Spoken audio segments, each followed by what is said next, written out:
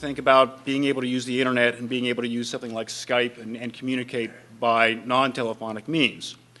So these things move, but the one thing that doesn't change is that somebody being evaluated on a scale, and there's lots of scales out there, how well they can do on these things, and particularly, again, the ADLs, when you score badly on a number of them, that says you're going to need some help. So I want to start with a very important emerging area on monitoring and also measuring activity. What you'll see is a number of things, the contacts are at the lower left and the organization in the upper right. This is from Washington State, Diane Cook's work. You see a lot of dots in this floor plan. Those are motion sensors, and what's happening is they are picking up a person, and that the video is not part of what the computer system is looking at. It's just these other sensors. And you see the dots get colored up, and that says the sensor is fired. You see that a cabinet door opened up. That's where the pots and pans are kept. And what this thing is trying to do is figure out not just is there activity, but what is that activity? And there's the answer. So the computer figured out after a sequence of time and all these different sensor readings that somebody was actually cooking. So this matters for a couple of reasons. And one of the things that's very important these days is that people are just trying to see, is there activity? And if you can make a measurement of that activity, you can analyze the trends, and when those trends start going in a downward direction, that indicates some sort of decline. And that decline, could that have some kind of clinical significance, like an onset of an acute illness, you got the flu, or some worsening of a chronic illness? A thing that is also emerging, though, the second reason for doing this, is to figure out when and how, and most appropriately, to deliver some form of intervention. I'll discuss a little bit more about that in some future slides. Another way to look at this type of data is how much more we can know about a person. So these 2 points here, this is a plot of somebody's ability to walk at a particular speed. They go to a doctor once, and they go to a doctor 18 months later. We get 2 data points over a span of a year and a half. An alternative approach, and this is coming out of Orcatech in Oregon, is to use sensors in the ceiling that make a measurement of motion, and together they can tell a walking speed. And so over that same year and a half period, you get this much data. And by looking at that, you can see there is a steady decline in speed, and you can see the boundaries of when somebody walks fast and walks slow. So this wave of much more information being available is a trend that's happening. Here's some of the work that's coming out of our shop in taking multiple types of data at the same time, and we're trying to understand at a very, very fine level of detail what is somebody doing. So not just are they cooking, but what are they cooking? Are they making chocolate chip cookies, or are they making brownies? And our reason for doing that, again, as I said, is we want to deliver appropriate interventions that would actually need to know the difference between whether somebody is cooking one recipe or not. And that's where the real fun starts, in being able to support people in performing those activities. So here again, work from Diane Cook's lab in taking that information. Now, so we showed before that she can, with sensors, know that somebody is cooking, meaning that they're using all the utensils and using a device in the kitchen called a stove. But what if they forget to turn it off? Now, the house could know that. The stove could know that it's still on. All these appliances that are being sold now are very smart.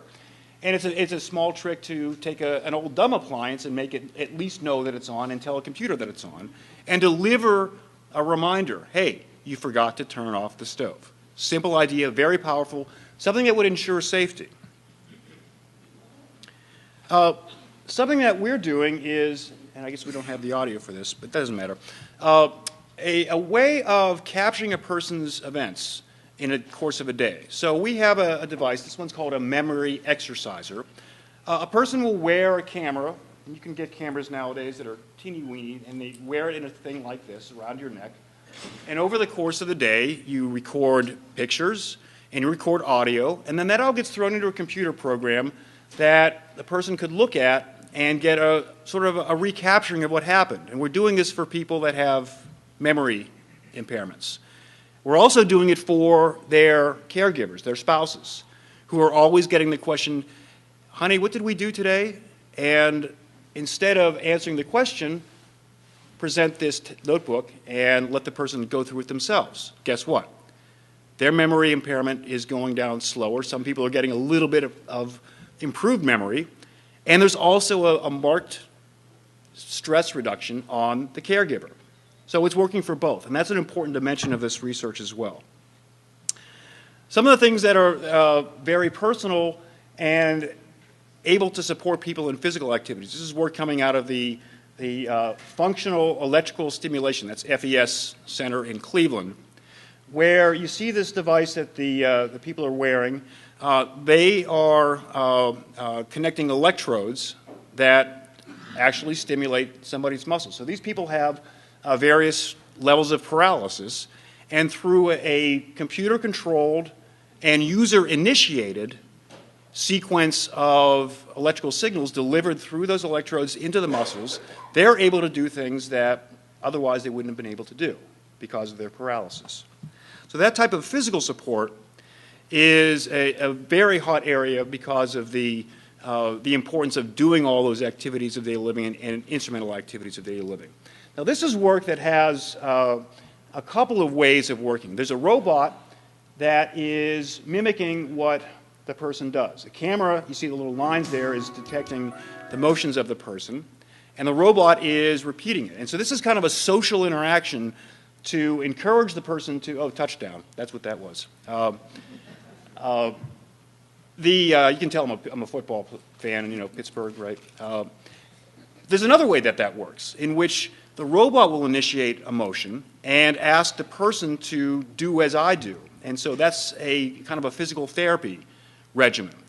And because the computer can analyze what the person is actually doing, you can get this sort of feedback as to, is the person able to do it as fast as I am, me the robot, able to do it?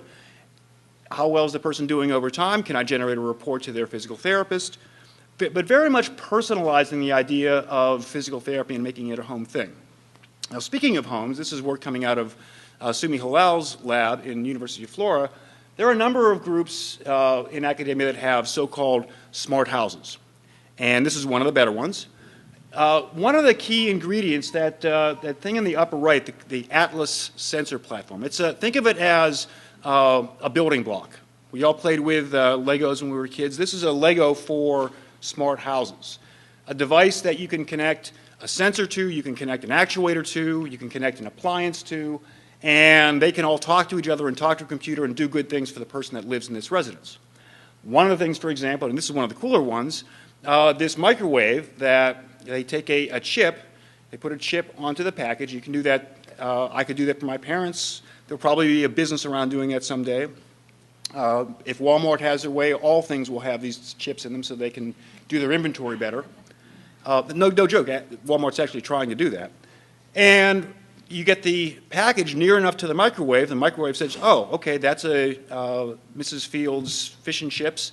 It goes on at high for 2 minutes, 30 seconds, and then 70% power for a minute after that. And it knows that, and the microwave just does that. One of the lessons that we're learning, we're trying to get many of these ideas commercialized. And so we have to look at these markets. And something that I would suggest is important for all of us, that there is an adjacent market to seniors and people with disabilities for which that technology would be great. You know, can you guess what it is? Bachelors. Bachelors are notoriously bad at cooking for themselves. So how cool would it be to take the package, wave it in front of the microwave, throw it in, and that's it. Dinner's ready in 3.5 minutes, and you didn't have to do a thing. You didn't even have to read the package. There's a related project that I came across coming out of Italy, in which there's a washing machine that can do more or less the same thing. With a chip in each of the items of clothing, it'll alert you that, hey, you're mixing your colors and your whites. Don't do that. So important, but again, important for a market not just for seniors. In the area of sensory aids, a couple of types of work going on right now. One into helping people with visual impairments identify objects in their world. And so taking that same chip, it's called an RFID chip,